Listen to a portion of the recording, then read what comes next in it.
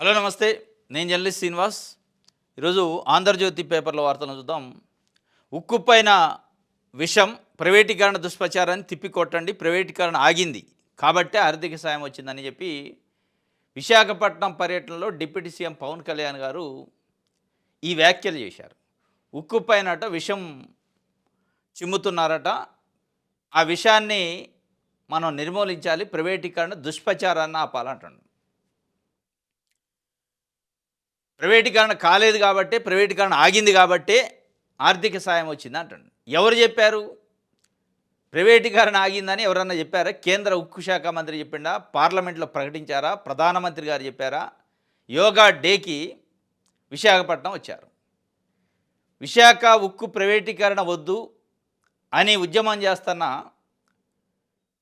ఆ కార్మికులందరూ కోరుకున్నారు. ఆ రోజు ఏమన్నా ప్రకటన చేపిస్తారేమో అటు పవన్ కళ్యాణ్ గారు, ఇటు చంద్రబాబు నాయుడు గారు ఇద్దరు కలిసి అని.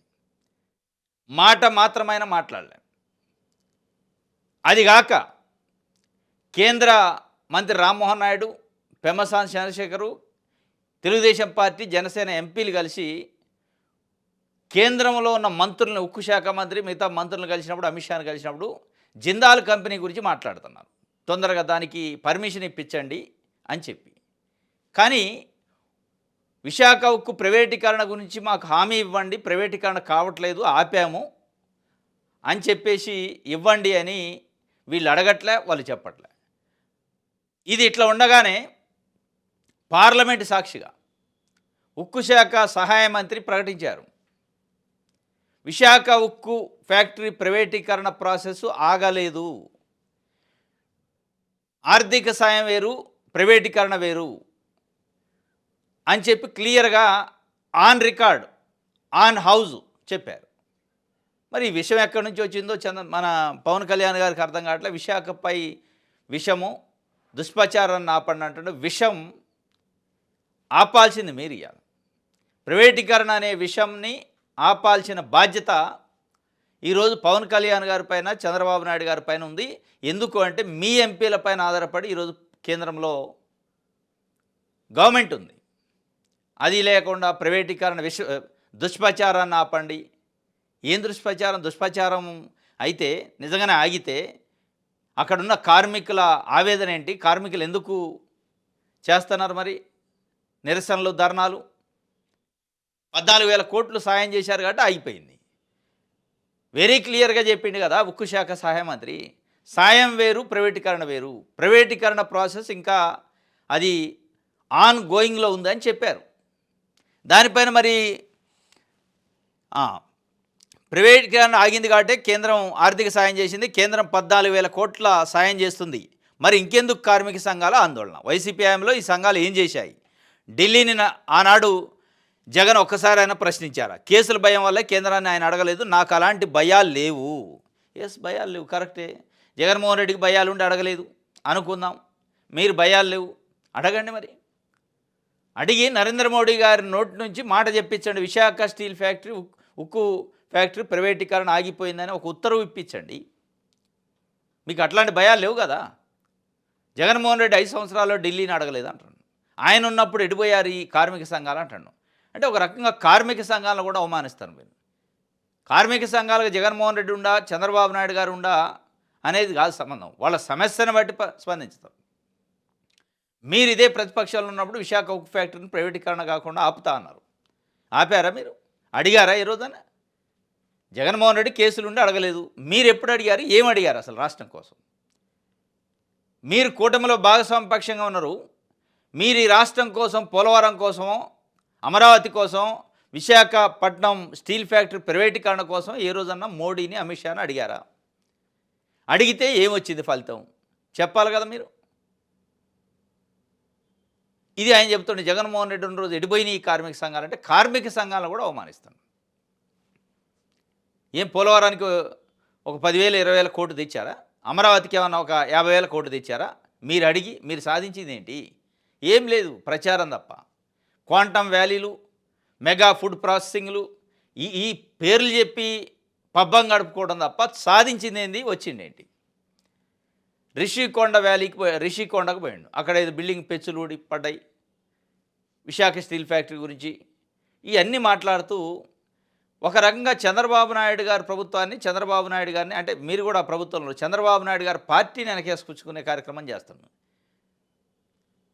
సుగాలి ప్రీతి ఘటన పైన గతంలో అనేక పెద్ద పెద్ద మాటలు మాట్లాడిండు పవన్ కళ్యాణ్ గారు. చాలామంది అనుకున్నారు మార్పు కోసం రాజకీయాల్లోకి వచ్చిండు, ఈయన మిగతా రాజకీయ పార్టీల నాయకుల లెక్క కాదు, వైవిధ్యంగా ఉంటుంది, అధికారంలోకి వస్తే తాట తీస్తాడు అనుకున్నారు. సుగాలి ప్రీతి పైన అత్యాచారం చేసి హత్య చేసిన వాళ్ళది తాట తీయకపోగా చివరికి వాళ్ళనే తప్పుబట్టే పరిస్థితికి వచ్చింది. ఏ గిరిజన బిడ్డ అయితే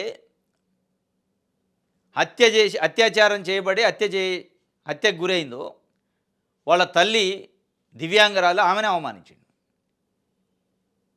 సిబిఐ ఎంక్వైరీ జరుగుతుంది, సిబిఐ ఎంక్వైరీకి సంబంధించి ఇంకేదో భూములు ఇచ్చారు నా ఉద్యమం వల్లనే. మీ ఉద్యమం వల్ల భూములు ఇచ్చారా లేకపోతే ఇంకోటి ఇచ్చారా? ఎవరు ఇచ్చారు? జగన్మోహన్ రెడ్డి ఇచ్చిండు. జగన్మోహన్ రెడ్డి ప్రభుత్వం వచ్చిన తర్వాత సిబిఐ ఎంక్వైరీ రాసిండు. ఇది జరిగింది 2017 ప్రాంతంలో చంద్రబాబు నాయుడు గారి ప్రభుత్వంలో. ఆ రోజు ఇన్యాక్టివ్ అయింది, పట్టించుకోలే ప్రభుత్వం.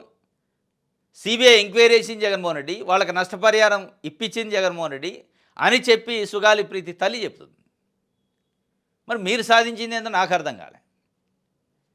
మీరు సాధించింది ఉంటే జగన్మోహన్ రెడ్డి వేసిన సిబిఐ ఎంక్వైరీని ముందుకు తీసిపోయే కార్యక్రమం కేంద్రంలో రాష్ట్రంలో అధికారంలో ఉన్నారు కదా, అది చెప్పట్లేదు. జగన్మోహన్ రెడ్డి ఆ ఎంక్వైరీని తొక్కిపట్టేటోడు ఇన్వెస్టిగేషన్ని సిబిఐకి ఇవ్వరు కదా. ఇవన్నీ ఒక్కొక్కటి చంద్రబాబు నాయుడు గారి తప్పుల్ని ఈయన కాస్తాను.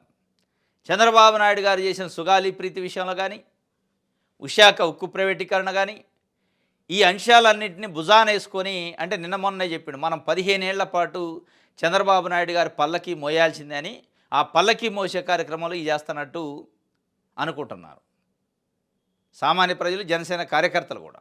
ఈరోజు విశాఖపట్నంలో మీటింగ్ ఉంది, మళ్ళీ అదే చెప్తున్నారు.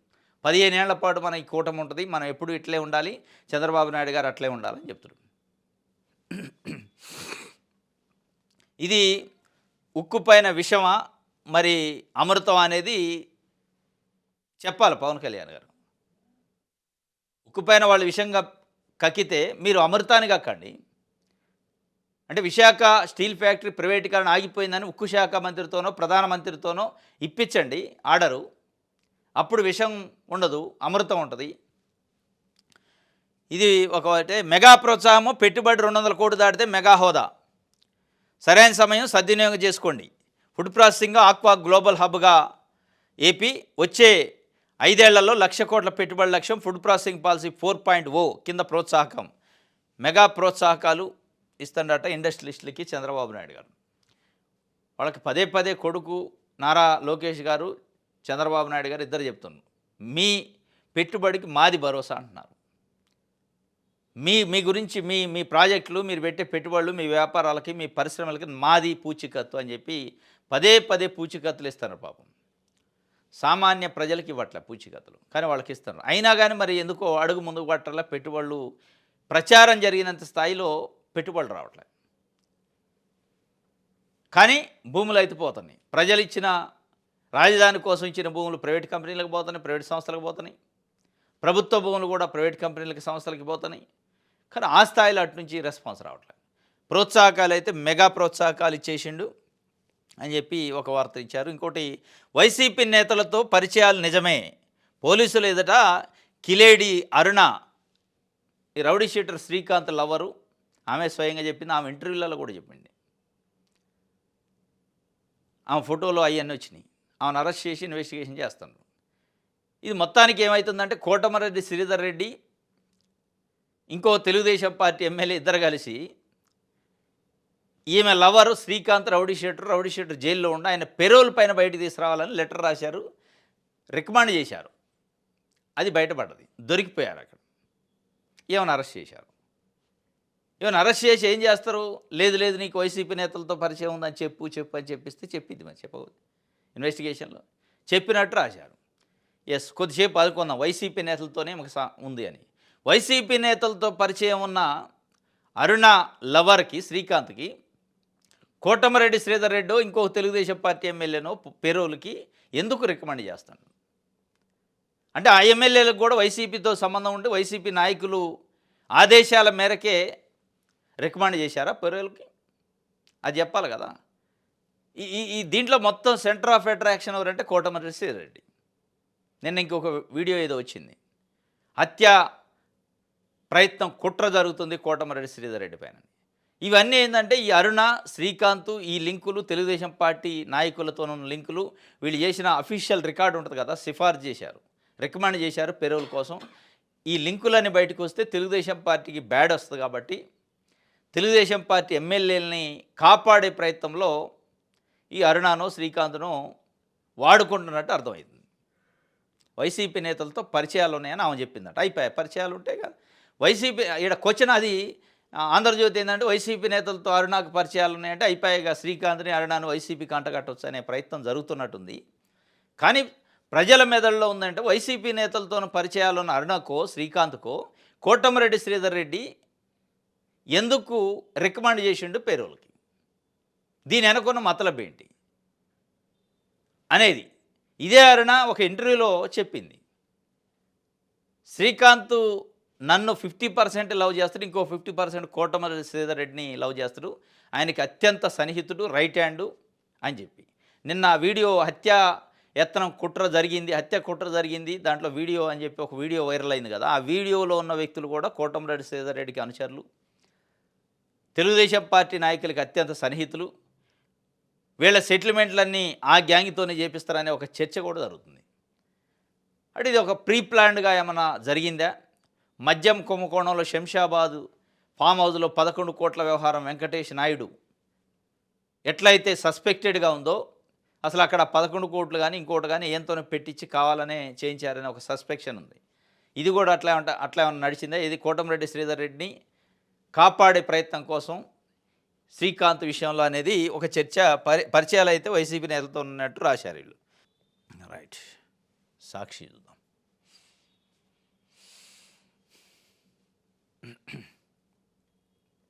రోడ్లన్నీ గుంతలు, వాహనాలు గంతులు, రోడ్డును పడ్డ చంద్రబాబు, కూటమి ప్రభుత్వం బండారం.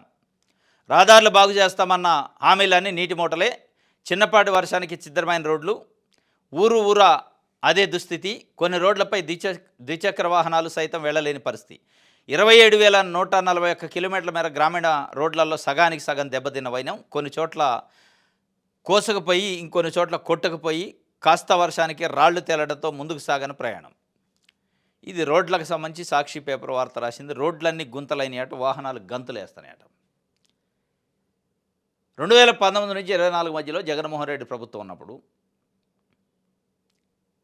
రోడ్ల విషయంలో తీవ్రమైన నిర్లక్ష్యంగా వ్యవహరించారు వైఎస్ఆర్సీపీ ప్రభుత్వం అనేది ఆంధ్రప్రదేశ్లో ఉన్న గ్రామీణ ప్రాంత ప్రజలు దీనిపైన కన్నెర చేశారు. పెద్ద ఎత్తున చర్చ జరిగింది రోడ్ల డెవలప్మెంట్ విషయంలో.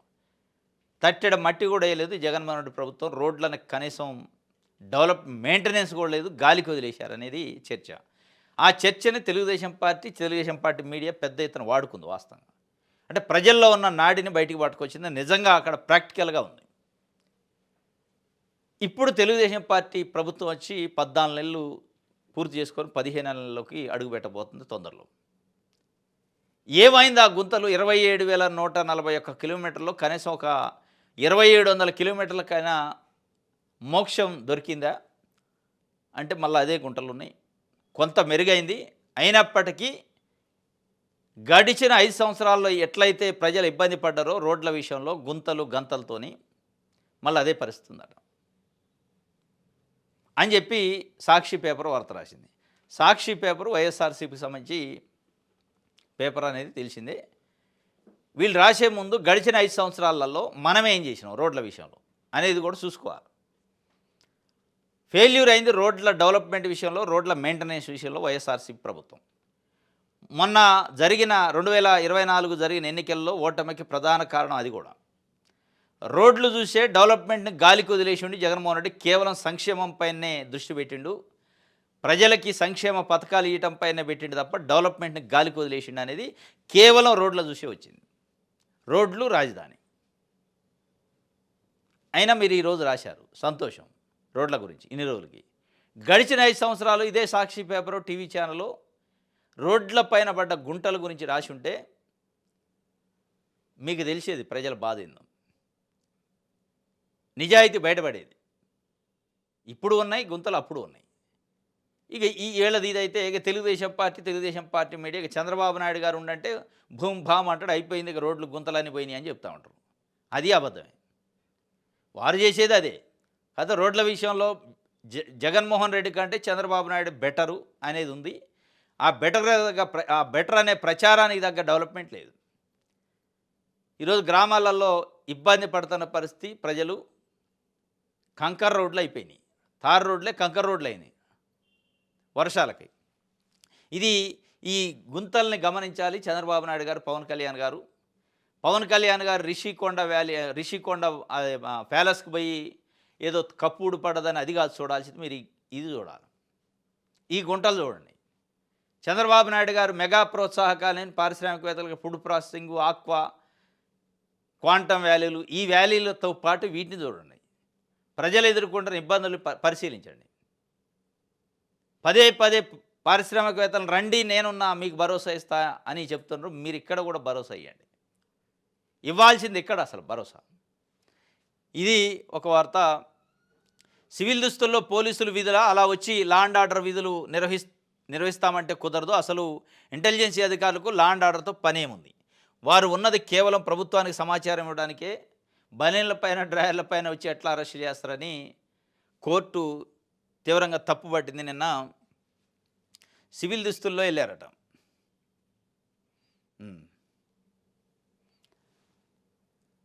హైకోర్టులో నిన్న నల్లపరెడ్డి ప్రసన్న కుమార్ రెడ్డిని అరెస్ట్ చేసిన కేసు, ఇంటెలిజెన్సీ అధికారులు ఏం చేయాలి, ఇంటెలిజెన్సీ పోలీసులు ఏం చేయాలి?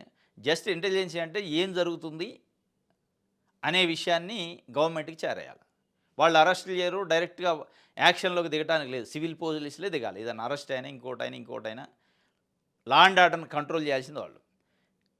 కానీ సివిల్ దుస్తుల్లో పోయి వీళ్ళే మేము ఇంటెలిజెన్సీ పోలీసులు అని చెప్పి, లేదంటే పోలీసులు అని చెప్పి నల్లపరెడ్డి ప్రసన్న కుమార్ రెడ్డి ఇంటిపైన లెటర్లుగా దాడి చేసిన పని చేస్తే, సివిల్ దుస్తుల్లో పోతే ఎవరైనా సహజంగా అసలు పోలీసులా కాదా అనే ఉద్దేశంతో అడ్డుకునే ప్రయత్నం చేస్తారు.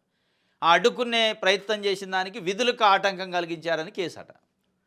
అసలు విధులకు ఆటంకం కలిగించడానికి నువ్వెవరు అనేది తెలిస్తే కదా నీ విధులేందో వాళ్ళకి తెలిసేది. పోలీసు యూనిఫామ్ వేసుకుంటే పోలీసు కాబట్టి ఆయన విధులకి, ఆయన డ్యూటీకి అబ్స్ట్రక్షన్ చేయొద్దని అర్థమైంది. నీకు యూనిఫామే లేనప్పుడు సహజంగా జనరల్ పబ్లిక్ కిందనే కన్సిడర్ చేస్తారు అనేది కోర్టు గుర్తించింది. నీ ఇష్టం వచ్చినట్టు బనీన్లు కడ్రాయర్ల పైన పోయి నేను పోలీసుని నా విధులకు ఆటంకం కలిగించారంటే ఏం చేస్తారు ఎవరైనా? నువ్వు పోలీసు అని ఎట్లా గుర్తుపట్టాలని తప్పు పట్టింది. ఇది దీంట్లోనే చాలా విషయాలు జరుగుతుంది. పోలీసుల ఓవర్ యాక్షన్ మామూలుగా లేదు. ప్రభుత్వం వ్యవహార శైలిని బట్టి మరి అట్లా ఉంటుందో తెలియదు, కానీ పోలీసులు గురించి ఇది ఒక వార్త ఇచ్చింది. సర్కార్కు సుప్రీం షాక్ ఇచ్చింది. తన నియోజకవర్గానికి వెళ్లకుండా ఓ వ్యక్తిని ఎలా అడ్డుకుంటారు? ఏపీ పోలీసుల తీరును తప్పబట్టిన అత్యున్నత న్యాయస్థానం సుప్రీంకోర్టులో. ఇదేమో హైకోర్టులో ముట్టకాయలు, ఇది సుప్రీంకోర్టులో. గవర్నమెంట్ని, పోలీసుల్ని. తాడిపత్రి మాజీ ఎమ్మెల్యే పెద్దారెడ్డి ఆయన కాన్స్టిట్యున్సీలో అడుగుపెట్టినట్లు ఆయన్ని. రాజకీయ నాయకుడికి, ఎమ్మెల్యేలకి, మాజీ ఎమ్మెల్యేలు కాన్స్టిట్యున్సీ అంటే వాళ్ళ ఇల్లుతో సమానం. ఆయన కాన్స్టిట్యున్సీలో అడుగుపెట్టడానికి నిర్బంధాలు, కండిషన్సు, పోలీసు కంచెలు, ఆయన సుప్రీంకోర్టుకు పోయింది. ఇవన్నీ ఏంటి? నా కాన్స్టిట్యున్సీలు నేను పోవడానికి, నా ప్రజలు నేను కలవడానికి ఈ ఆంక్షలు ఏంటి అని చెప్పి కోర్టుకు పోతే సుప్రీంకోర్టు అక్షింతలేసింది. ఒక వ్యక్తిని ఎట్లా ఆయన కాన్స్టిట్యున్సీకి పోకుండా ఎలా అడ్డుకుంటారు, ఏ రూల్ ప్రకారం అడ్డుకుంటారు, కంపల్సరీగా ఆయనకు అవసరం అయితే పోలీస్ ప్రొటెక్షన్ ఇచ్చి మీరే దగ్గరుండి తీసుకెళ్ళండి అని చెప్పింది. ఒక రకంగా పోలీసులకి వాయించింది ఇటు అటు. మీరే దగ్గరుండి, లా అండ్ ఆర్డర్ ఉంటుంది, ఆయన పైన దాడి జరిగిద్ది అనుకుంటే మీరు దగ్గరుండి ఆయన ప్రొటెక్ట్ చేస్తూ రక్షిస్తూ తీసుకుపోయి ఆయన కాన్స్టిట్యున్సీలో తిప్పండి అని చెప్పింది. ఇది ఒక రకంగా అవమానమే ప్రభుత్వానికి. ఆ స్థాయి దాకా అంత ఓవర్ యాక్షన్, ఆ స్థాయి దాకా సుప్రీంకోర్టు ప్రొటెక్షన్ పెట్టి పంపేదాకా తెచ్చుకోవద్దు. ఆ పెద్దారెడ్డి ఇప్పుడు ఆ ప్రొటెక్షన్కి సంబంధించిన ఖర్చులను భరిస్తే తీసుకెళ్తారట. ఇది మొత్తాన్ని సుప్రీంకోర్టులో నిన్న అక్షంతలు పడ్డాయి. రైట్, దిశ చూద్దాం. కుప్పం ప్రజల కళ సాకారం అయిందట. పరమసముద్రం చేరిన ఎందరినివా జలాలు. సస్యశ్యామలంగా ఉన్న కరువు పీడిత ప్రాంతం. ఏడాదిలో మూడు పంటలు పండించుకునే అవకాశం. నేడు జలహారతి ఇవ్వనన్న ముఖ్యమంత్రి చంద్రబాబు. కుప్పం ప్రజల కల సాకారం అయిందట. అందరినీ జలాలు కుప్పానికి వస్తున్నాయి. సస్యశ్యామలంగా ఆనందట కరువు పీడిత ప్రాంతం. ఇక్కడ ఒక గమ్మత్తు ఏంటంటే వైఎస్ఆర్సీపీ వాళ్ళు ఏం చెబుతారంటే కుప్పం కాన్స్టిట్యున్సీకి జగన్మోహన్ రెడ్డి ఆధ్వర్యంలో జగన్మోహన్ రెడ్డి ప్రభుత్వం ఉన్నప్పుడే నీళ్లను తెచ్చింది. దాన్ని మళ్ళా రీఓపెన్ చేసి చంద్రబాబు నాయుడు గారు ఆయన ఖాతాలు వేసుకుంటుండు అని చెప్పి ఒక చర్చ. అప్పుడు 2024 ఫిబ్రవరిలో జగన్మోహన్ రెడ్డి కుప్పం పర్యటనలో కృష్ణా జలాలని కుప్పంకి తీసుకెళ్ళిన విజువల్స్ అవన్నీ ఓపెనింగ్ చేసినాయి, అవన్నీ ఉన్నాయి. లేదు అదంతా అబద్ధం అంటారు వీళ్ళు. ఇంకోటి ఇక్కడ ఏం చేశారంటే సస్యశ్యామలంగానున్న కరువు పీడిత ప్రాంతం. చంద్రబాబు నాయుడు గారు 1995 నుంచి ముఖ్యమంత్రిగా ఉన్నారు, 95 నుంచి 3 సార్లు ఆల్రెడీ ముఖ్యమంత్రి చేశారు. దాంట్లో 2 సార్లు ఉమ్మడి ఏపీకి చేశారు, విభజిత ఏపీలో ఒకసారి చేశారు, ఇప్పుడు 4వసారి ముఖ్యమంత్రి. ఈ కరువు పీడిత ప్రాంతం 3 సార్లు ముఖ్యమంత్రిగా చేసి అదే కాన్స్టిట్యున్సీ ఎమ్మెల్యేగా ఉన్న చంద్రబాబు నాయుడు గారు కరువు పీడిత ప్రాంతాన్ని సస్యశ్యామలం అప్పుడు ఎందుకు చేయలేకపోయారు? నిజంగానే చేసే కమిట్మెంట్ ఉంటే జగన్మోహన్ రెడ్డి పక్కన పెట్టండి కొద్దిసేపు. జగన్మోహన్ రెడ్డి చేయలేదు, ఏం చేయలేదు అనుకుందాం. మీ కాన్స్టిట్యున్సీ 3 సార్లు ముఖ్యమంత్రి, మీరు ఏదంటే అదే అయింది 3 సార్లు. అప్పుడు ఈ కరువు పీడిత ప్రాంతాన్ని సస్యశ్యామలం ఎందుకు చేయలేకపోయారు? ఇప్పుడు చేస్తానంటే దీనికి అర్థం ఏంటి? దీంట్లో జగన్మోహన్ రెడ్డి కాంట్రిబ్యూషన్ ఏంది, జగన్మోహన్ రెడ్డి పాత్ర ఏంటి అనే ఒక చర్చ అయితే ప్రజల్లో జరుగుతుంది. జగన్మోహన్ రెడ్డి 3 సార్లు ముఖ్యమంత్రిగా చేసిన చంద్రబాబు నాయుడు గారు కరువు పీడిత ప్రాంతమైన కుప్పానికి నీళ్లు తేలేని పరిస్థితుల్లో తేలేదు కాబట్టి జగన్మోహన్ రెడ్డి ఇనిషియేషన్ తీసుకొని కుప్పంలో చంద్రబాబు నాయుడు గారు ప్రాబల్యాన్ని తగ్గించాలి, కుప్పం ప్రజలకి అభివృద్ధి ఏందో చూపించాలని చేసిన ప్రయత్నం చంద్రబాబు నాయుడు గారు కళ్ళు తెరిపించింది అనేది ఒక చర్చ. ఇది మొత్తానికి నీళ్ళు అయితే వచ్చినాయట ఆంధ్రప్రదేశ్లో. గ్లోబల్ హబ్గా ఏపీ ఆక్వా ఫుడ్ అగ్రి రంగాలలో 1,00,000 కోట్ల పెట్టుబడులు. చంద్రబాబు నాయుడు గారు ముఖ్యమంత్రి అయిన దగ్గర నుంచి మనం పేపర్లలో చూస్తుంటే గ్లోబల్ హబ్గా ఏపీ, ఆక్వా హబ్గా ఏపీ, క్వాంటమ్ వ్యాలీ హబ్గా ఏపీ, ఐటీ హబ్గా ఏపీ, ఈ అన్ని హబ్బులే. ఇన్ని హబ్బులు ఉన్నాక వాస్తవంగా ఏపీలో ఇక అసలు నిరుద్యోగులకి ఉద్యోగం రాలేదు అనేది ఉండదు, నిరుద్యోగం అనేది ఉండొద్దు. ఇక ఆంధ్రప్రదేశ్లో నిరుద్యోగత అనేది ఉండదు, నిరుద్యోగ శాతం ఉండదు. ప్రతి ఒక్కళ్ళకు ఉద్యోగం వద్దు కదా. ఇన్ని హబ్బులే, మామూలు హబ్బులా? రోజు హబ్బులే చెప్తుండు. ఇది మాటలైనా చేతలు ఉన్నాయంటే మరి కనపడాలి భవిష్యత్తులో. ఇప్పుడైతే ఆక్వా హబ్ అట, ఇంకోటి ఫుడ్ ప్రాసెసింగ్ హబ్ అట, గ్లోబల్ హబ్ అట. మామూలు కాదు, మొత్తం గ్లోబల్ హబ్, ఆంధ్రప్రదేశ్ హబ్ కాదు ఇది. ఇన్ని హబ్బులు వస్తున్నాయి కానీ ఒక్క ఉద్యోగం రావట్లే నిరుద్యోగ యువతకి. మొత్తం హబ్బులే. ఈ హబ్బుల గురించి కింద ఉన్న ప్రజలు, స్థానిక గ్రామాలలో ఉన్న ప్రజలు మా గురించి ఏం మాట్లాడేంది చంద్రబాబు నాయుడు గారు? మా కొత్త పెన్షన్ల కోసం, మా రోడ్ల కోసం, మాకు రావాల్సిన సంక్షేమ పథకాల గురించో మాట్లాడట్లేదు. ఈ హబ్బులు అంటే ఈ హబ్బులు ఏంటిది అని వాళ్ళు చర్చించుకుంటున్నారు. ఇది ఆంధ్రప్రభకు సంబంధించి. ఇది ఈరోజు న్యూస్ అనాలిసిస్. రేపు తాజా వార్తలతో తిరిగి కలుసుకుందాం. Thank you.